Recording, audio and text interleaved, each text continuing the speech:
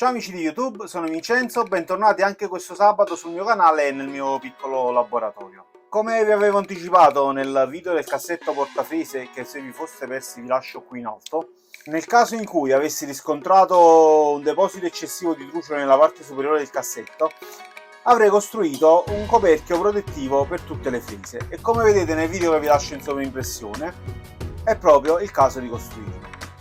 Ma bando alle ciance e mettiamoci all'opera.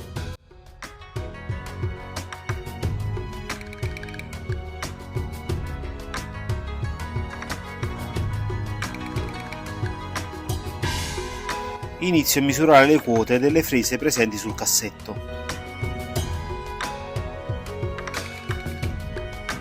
Creo uno schizzo veloce riportando le quote rilevate.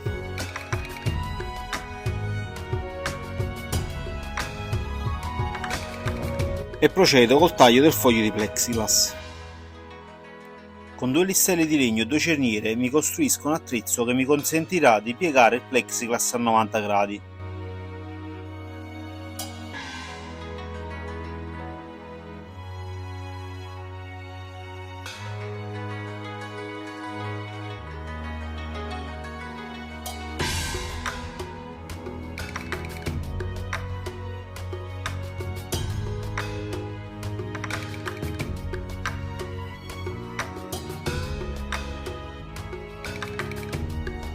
Aggiungo anche un blocchetto che mi consentirà di bloccare il listello mobile a 90 gradi. Rimuovo le pellicole protettive dal foglio di plexiglass perché, dovendo utilizzare il calore per effettuare le pieghe, queste ultime sciogliendosi rimarrebbero inevitabilmente attaccate al supporto. Con la pistola termica riscaldo il supporto di plexiglass muovendomi continuamente per evitare di bruciare la plastica.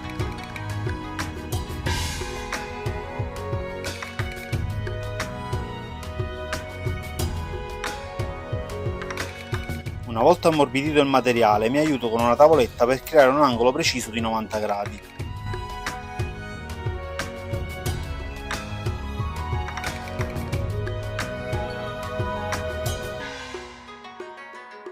Eseguo la stessa operazione anche dall'altro lato.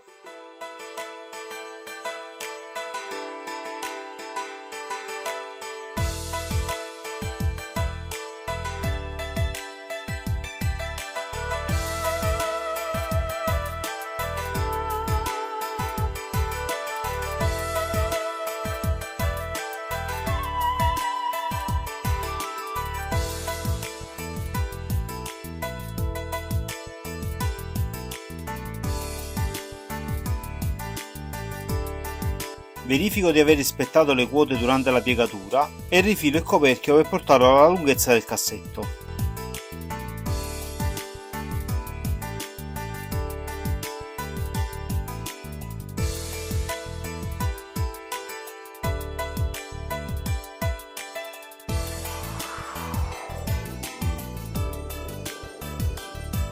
Con uno sbavino elimino la ribava.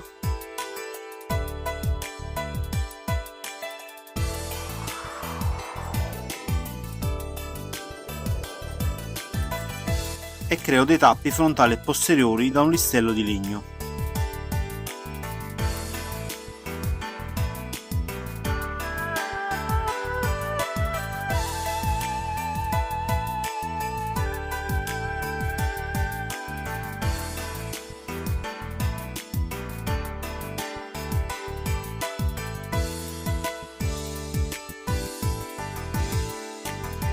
Effetto dei fori per mantenere i tappi in posizione.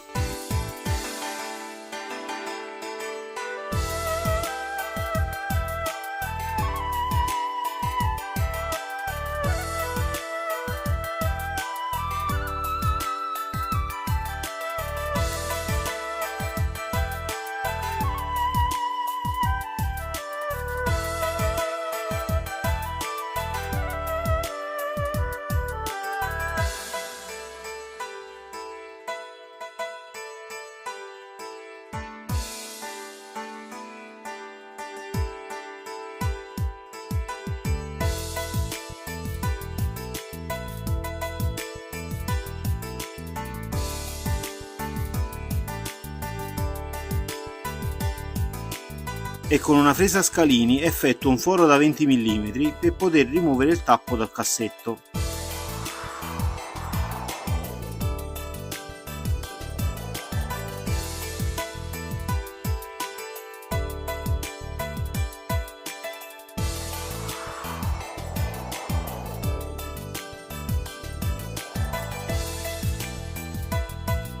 Finitura d'olio sugli stelli di legno e metto il tappo in posizione.